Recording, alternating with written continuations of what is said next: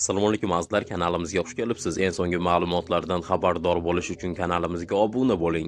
Diqqat, tezkor xabar tarqating. O'zbekistonda go'sht narxi o'sishi sur'ati qo'shnilardan past. Ha, to'g'ri eshitdingiz.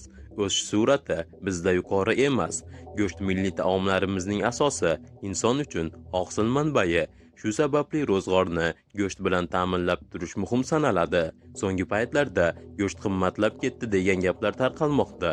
Qo'shni mamlakatlar va yurtimiz milliy statistika idoralarining axborotlari solishtirilganida narxlarning o'sishi O'zbekistonda qo'shnilarga nisbatan pastligi ko'rinadi.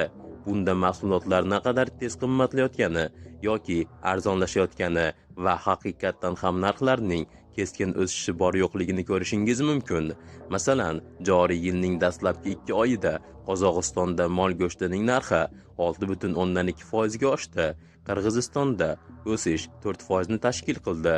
O'zbekistonda 3,7%, Rossiyada 3,4%. Tovuq go'shti esa Rossiya, Qozog'iston, Qirg'izistondan farqli ravishda arzonlashgan ham. BMTning Oziq-ovqat va qishloq xo'jaligi tashkiloti ma'lumotlariga ko'ra, dunyoda go'shtga nisbatan yuqori talab barqaror saqlanib turgani uchun uning narxi o'smoqda. Bu ma'lumotni barcha ulashib ogohlantirib qo'ying. Eng so'nggi xabarlar bizning kanalimizga obuna bo'ling.